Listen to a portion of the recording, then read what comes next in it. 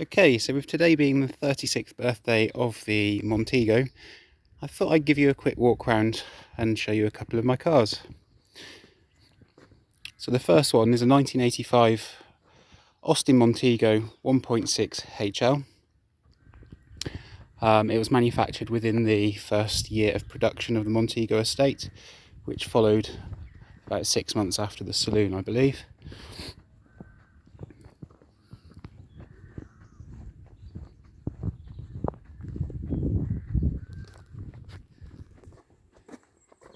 If we have a look inside, being a HL, you've got luxuries such as a rev counter,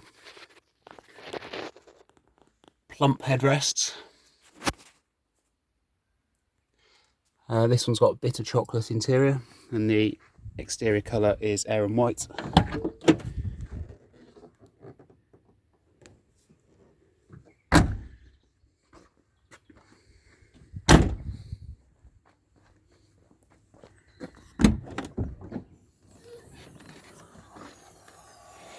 And even though this is an early estate, from the start of the estate you could specify the occasional seats in the boot. And like so, with a couple of flips of the boot floor, it turns into these child seats, which are one of the reasons why it's got me into Montegos in the first place. I've got happy memories of travelling in the back of a Montego estate whenever I went to see my cousins. My uncle and aunt had a late Montego Countryman in Caribbean blue, which I always remember fondly.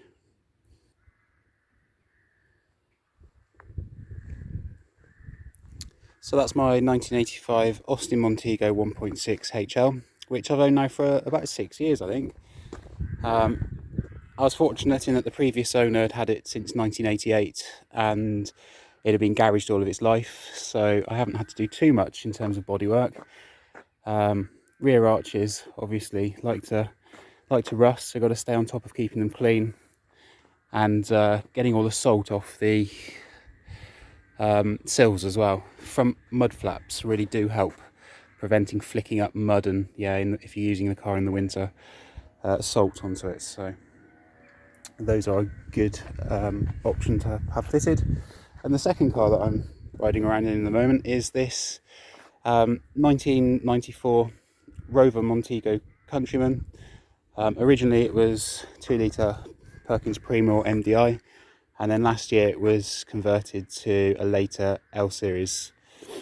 So it's been lowered at some point over its lifetime and had some MG F or TF alloys, which might not be to everybody's taste, but it's a good fun car. I'm really enjoying driving it. Well, of course I can't really drive it much at the moment, which is quite annoying, but it's just the way it is. I quite like the way it sits, being a bit lower. Gives it quite a nice stance.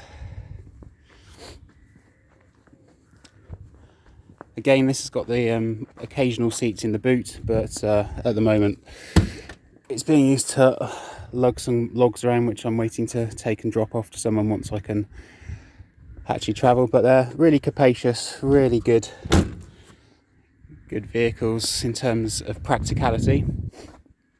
Inside this one, it's got some non-original seats, non-original steering wheel. Has its original door cards with the tweed and walnut.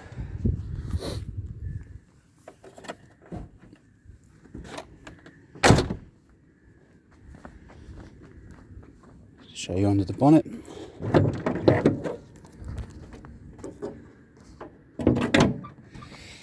So like I said, this one's not original whatsoever. This has got a L series with the VP30 pump fly-by-wire throttle down here, big intercooler, and it goes really well.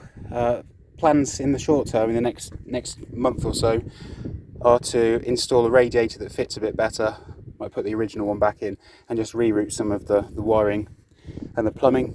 But like I said, it's great fun to drive, and at the moment is running nicely. So yeah, and I'll show you the engine on the 1.6.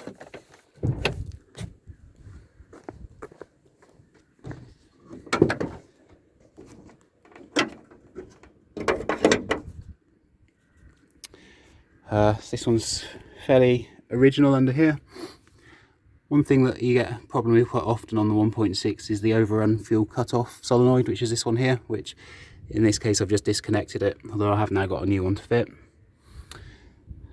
So yeah, quite a good range of engines and possibilities to tweak them as well. So that was it. That was just a quick walk around of the 2 Montegos that I've currently got on the road, and I'll just show you my third one, which is currently a project. And then my third Montego is the original Countryman that I had, and I've done a good 20-odd thousand miles driving in this car. Summer before last, it started suffering from head gasket failure again, and its original diesel had done 220,000 miles and had the head gasket done once or twice before. And with the signs of pitting on the block, I thought the best option was to remove the engine. So I'm in the process of fitting an L series into this one as well, out of a base model Rover 220D with the mechanical pump, which is in. I've recently just unbolted all the ancillaries so I can get down there to modify that cross member, and then the engine mount up here needs fabricating, but the black car has given me good ideas now on exactly how to achieve that. So yeah, being sat doesn't do them any good. I've got some new front wings to put on it. I had the back wing replaced and wheel arch a couple of years ago, but it's just a nice place to come and have a look back inside and remember what's so special about the Countryman. Love the tweed seats. It's just a really nice place to be. So yeah, still got it. Still an ongoing project. It's just taking longer than I anticipated, but with these days of lockdown, it's given me time to get back into the projects, so hopefully it'll be on the road by next year. We'll see. So that's my 3 cars. Hope you enjoy a little walk around, and bye for now.